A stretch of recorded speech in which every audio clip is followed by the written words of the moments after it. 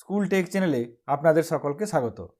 গত 8 তারিখে government of West বেঙ্গলের ফিনান্স ডিপার্টমেন্ট থেকে একটি নোটিফিকেশন জারি করা হয়েছে। এই নোটিফিকেশনে 27 ফেব্রুয়ারি ছুটি ঘোষণা করা হয়েছে। এই ছুটির কারণ আমরা জানি, 60 সাগরদিঘি অ্যাসেম্বলিতে বাই ইলেকশন আছে। সেই বাই ইলেকশনের জন্য 27 ফেব্রুয়ারি সোমবার ছুটি ঘোষণা করা হয়েছে। ওই অ্যাসেম্বলির আন্ডারে যারা থাকবেন বা যে সমস্ত বিদ্যালয় আছে, যে সমস্ত অফিস আছে, সেক্ষেত্রে তারা ছুটি পাবেন।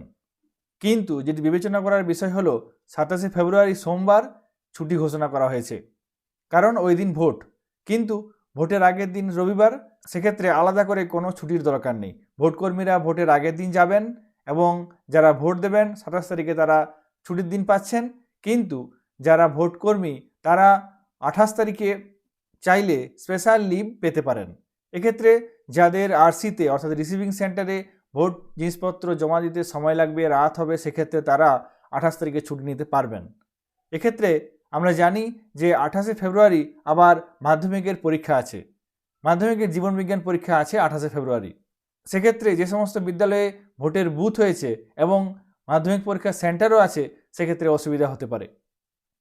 এবং যারা ভোটকর্মী তাদের ক্ষেত্রেও 28 তারিখে যেহেতু স্পেশাল লিভ নেওয়া যেতে পারে এবং তারা কি করে বিদ্যালয়ে পরীক্ষার দিন উপস্থিত হবেন সেটি একটি গুরুত্বপূর্ণ ভাবার বিষয়।